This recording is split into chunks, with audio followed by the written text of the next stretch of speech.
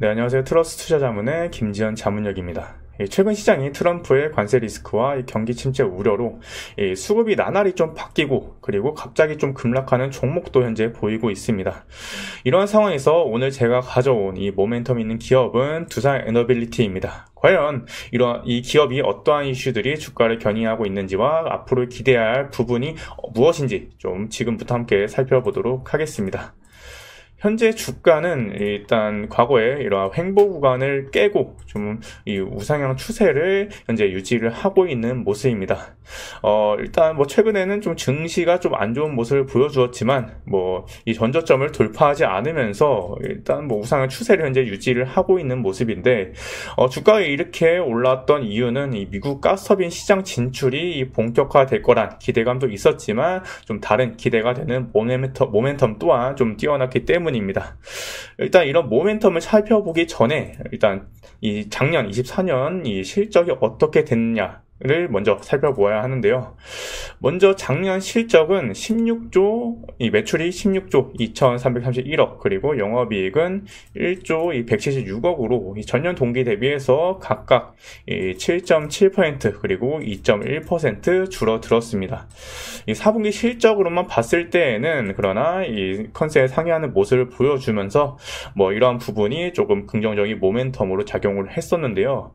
일단 이렇게 이 실적을 상회하는 모습을 보여주었던 이유는 이 종속 회사인 두산밥켓이 이 호조세를 좀 보여주면서 이러한 실적을 좀 견인한 걸로 현재 판단을 하고 있습니다. 그리고 이 가장 중요한 부분인 작년에 신규 수주가 얼마나 이제 발주가 됐냐인데요. 이 에너빌리티의 수주는 작년에 7.1조를 좀 수주를 했다고 합니다. 이게 기존 연간 경영 계획인 6.3조를 상회하는 수치인데요. 좀 더 자세히 보면 수주 금액이 원자력은 0.9조, 그리고 가스 수소 분야는 4.5조 원으로 대형 원전 없이도 계획했던 6.3조를 초과했다라는 부분이 좀 모멘텀으로 작용하면서 아까 보셨듯이 좀 상승 구간을 보여주었습니다. 그리고 이 추가적인 모멘텀으로 현재 이 가스터빈 제조 회사들이 2024년에 좀 역대 최대 수준의 신규 수주를 발주해서 현재 28년 이후에나 이 인도가 가능한 상황이라고 합니다. 그래서 지금 후발주자인 이 에너빌리티의 이 수주 확대 기대감이 나오고 있는 상황이죠. 그리고 제가 아까 보셨듯이 이 원전 수주가 적었는데 이 앞으로의 이 원전에 발생할 수주가 남아있는 지금 그 기대감이 현재 형성이 되고 있습니다. 에너빌리티의 이 2025년 이 수주 금액 가이던스도 보시면 이 10.7조인데 좀 더 자세히 보시면 가스 수소가 3.4조, 그리고 무엇보다 원전이 이제 가스 수소보다 더 높은 4.9조를 현재 제시를 했습니다. 근데 이러한 수치도 이 에너빌리티는 보통 약간 좀 가이던스를 좀 보수적으로 잡는 편이어서 업계에서는 더 수주가 더 나올 것이다라는 기대감이 현재 형성이 되고 있다고 합니다. 그래서 수주가 확정된다면 이 가이던스를 상회하는 수치도 현재 예상을 해볼 수가 있겠습니다. 그렇다면 우리가 현재 가장 좀 먼저 어떠한 수주를 기다려야 할까요? 먼저 이 체코 두코바니 원전 사업인데요. 체코 신규 원전 사업은 약 한 1000메가와트시의 한 4개의 규모의 원전 사업인데, 먼저 이 두코바니 원전 사업 이 2기를 먼저 지을 계획이라고 합니다. 그래서 만약에 두코바니 원전 사업이 체결이 되었을 때에는 이 태물린 24조 규모의 이 사업 또한 좀 예상이 좀 되는 상황이어서, 만약에 원전 사업이 확정이 된다면 이 태물린의 원전 사업까지 좀 기대를 해볼 수가 있겠습니다. 그리고 최종 계약이 좀 어떻게 될지는 모르지만 수주하더라도 이 체코 현지 기업이 전체 공정의 최소 60%를 참여할 것으로 보인다고 하는데, 그리고 이 웨스팅하우스 또한 좀 일감을 나눌 수도 있다라는 좀 우려감이 현재 나오고 있는 부분이라서 결국 이 계약 내용이 좀 중요할 걸로 보이고 있습니다. 다만 이 체코 원전 사업비가 한국 대형 원전 사업비 약 한 2배 정도 되는 수치라고 합니다. 그래서 이러한 부분을 좀 감안을 했을 때에는 기대한 만큼의 수익 또한 좀 기대가 될 수 있는 부분입니다. 좀 제가 제 생각하건대 좀 약간 50대 50으로 나눈다 하더라도 한 4.8조 정도의 수주 금액이 나올 수 있기 때문에 실제로는 한 5에서 6조 정도 나올 수 있을 걸로 예상을 해볼 수가 있고요.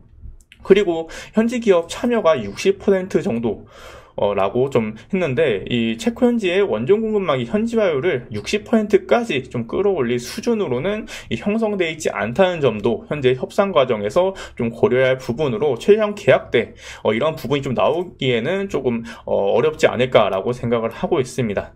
그리고 아까 얘기 드렸듯이 이 최종 계약이 체결되면 24조에서 24조까지 태물린 추가 수주까지 좀 언급될 가능성이 높기 때문에 이러한 부분이 이 추가 상승 모멘텀으로 작용할 수 있다라고 생각을 해주시면 되겠습니다. 그리고 이 두 번째로는 폴란드 이 퐁트누프 이 원자력 프로젝트인데요. 이게 2022년 이 LOI 체결 후에 현지 주재 인력을 파견했지만 23년 12월에 이 폴란드 신정부가 좀 수립이 되면서 이번 사업에 대한 이 재검토 입장을 현재 표명을 한 상황입니다. 이 사업 규모는 약 한 43조 원이고 현재는 수주 계약 체결이 불투명한 상태이지만 2025년에 좀 정확하게 좀 프로젝트 사업 진행 여부가 결정된 예정이라서 이 수주가 되면 현재 불투명한 상황이었으니까 이러한 부분이 만약에 수주로 결정이 되면은 그 파급력 또한 이 주가 상승 모멘텀으로 나올 수 있는 부분이라서 이러한 부분까지 좀 생각을 해주시면 되고요. 이 밖에 UAE와 그리고 사우디 원전 입찰 또한 좀 기대되는 이 모멘텀 이슈로 좀 앞으로 좀 계속 될 수가 있겠습니다. 그리고 이 추가적으로 좀 한 가지 또 더 기대되는 모멘텀이 있는데요. 바로 이 SIMR에 대한 기대입니다. 이게 바이든 행정부에서는 러시아 및 이 중국에 대한 의존도를 낮추기 위해서 이 원자력 발전의 핵심 연료인 이 우라늄 공급망 구축에 좀 집중한 바가 있는데요. 거기에다가 이 트럼프가 이번에 좀 취임하기 전부터 지속적으로 이 원전 확대의 뜻을 좀 밝혀온 만큼 이 트럼프 대통령의 정책 기조와 좀 맞물려서 차세대 원전으로 이 SMR 시장이 급성장할 것이다라는 예측이 좀 나오고 있습니다. 이 업계에 따르면 트럼프 대통령은 최근 이 폐쇄된 발전소 재가동 그리고 SMR 이 가동 추진 등의 내용이 좀 담긴 국가에너지 지배위원회의 이 설치 행정 명령을 현재 서명했다고 알려지면서 이러한 영향력이 좀 더 커질 걸로 보고 있습니다. 그리고 추가적으로 앞으로 이제 데이터 센터가 계속 이제 미국에 계속 지어질 텐데 그러면 결국 이 전력 부분에서 굉장히 이슈가 많이 나올 수밖에 없습니다. 그러한 해결책으로 지금 SMR이 많이 언급이 되고 있어서 이러한 부분 때문에 이 SMR 또한 계속 언급이 될 수 있다라고 생각을 해주시면 되겠습니다.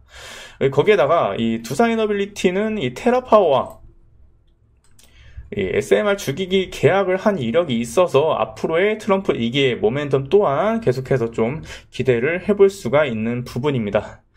현재 미국의 증시의 폭락으로 세계 증시가 현재 좀 불안정한 상황이지만 세계가 멸망하는 건 아닌 만큼 결국 이렇게 모멘텀이 있는 기업들은 계속 이렇게 좀 팔로우하면서 앞으로의 이 투자 전략 계속 좀 세워보셔야 합니다. 여러분들은 어떻게 생각하시나요? 댓글로 여러분의 투자 의견 공유해 주시면서 저는 다음 영상에 좀 앞으로 좀 계속 좀 모멘텀 있는 기업이나 모멘텀 있는 산업들 어떤 게 있는지 계속 찾아보면서 계속 브리핑 드리도록 하겠습니다. 오늘도 시청해 주셔서 감사합니다.